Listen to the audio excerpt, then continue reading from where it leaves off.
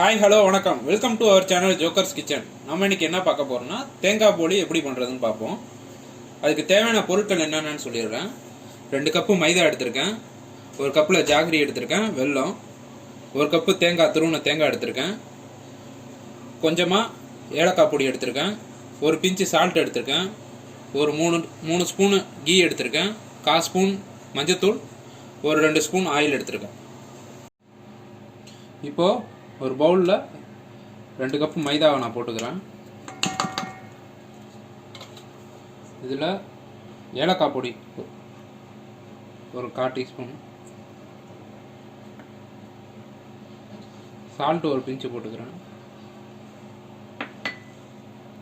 1/4 teaspoon மஞ்சத்தூள். இதை நல்லா மிக்ஸ் பண்ணிப்போம்.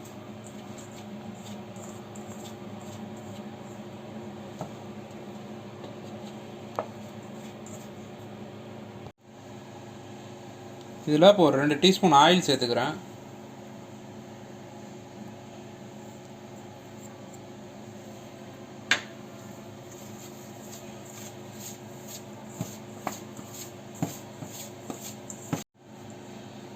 இதில் இப்போ கொஞ்சம் கொஞ்சமாக தண்ணி ஆட் பண்ணி மிக்ஸ் பண்ணிப்போம்.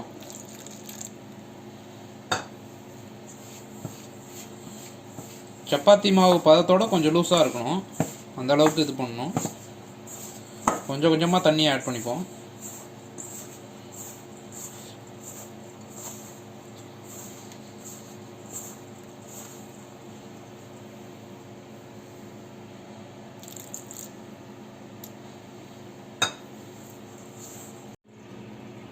இப்போ மாவு நல்லா மிக்ஸ் பண்ணியாச்சு. நல்லா இந்த மாதிரி இந்த பதத்தில் இருக்கணும், கொஞ்சம் லூஸாக. இதை ஒரு 15 நிமிஷம் ஊற வைப்போம். கொஞ்சமாக மேலே ஆயில் போட்டு வச்சுனா காயாமல் இருக்கும் மாவு. அப்போ தான் இதை ஒரு 15 நிமிஷம் ஊற வைப்போம். அதுக்கிடையில் நம்ம அந்த பூர்ணம் எப்படி பண்ணுறதுன்னு பார்ப்போம். இப்போது ஒரு பேனில் இந்த வெல்லத்தை போட்டுக்குவோம். வெல்லத்தை போட்டு நல்லா உருக்கிக்குவோம்.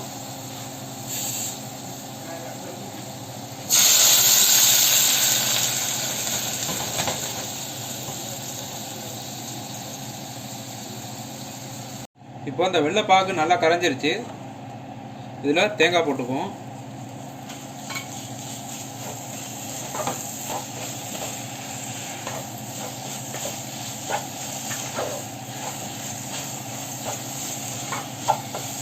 இதில் கொஞ்சமாக நான் ஏலக்காய் பொடி போட்டுக்கிறேன். ஒரு 2 ஸ்பூனு கீ போட்டுக்கிறேன்.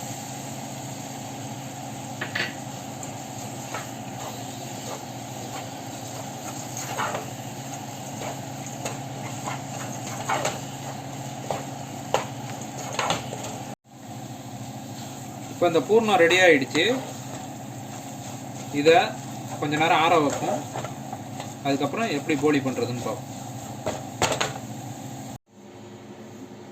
இப்போது 15 நிமிஷம் ஆயிடுச்சு. இந்த மாவு பாருங்கள் எவ்வளோ லூஸாக இருக்குன்னு.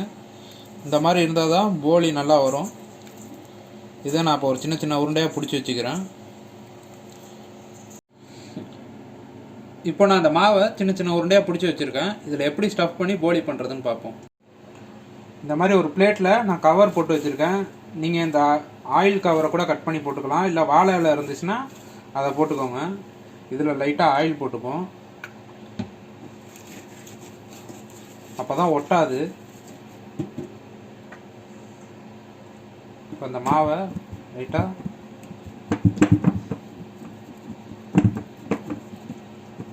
சமப்படுத்திட்டு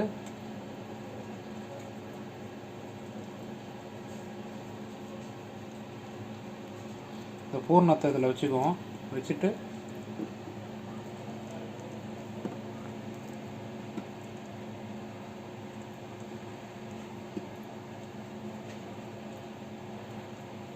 இப்படி மூடிப்போம்.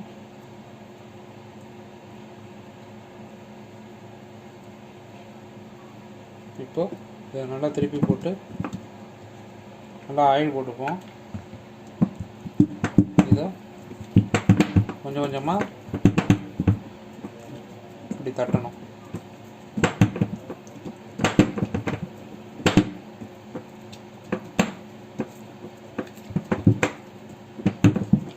சமமாக தட்டிக்கோங்க.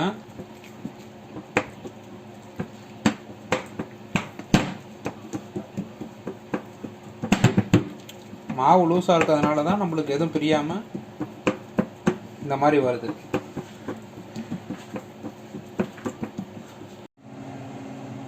இப்போ இந்த பேன் சூடாயிடுச்சு. இந்த போலியை அப்படியே எடுத்து இந்த பேனில் போட்டுக்கிறேன்.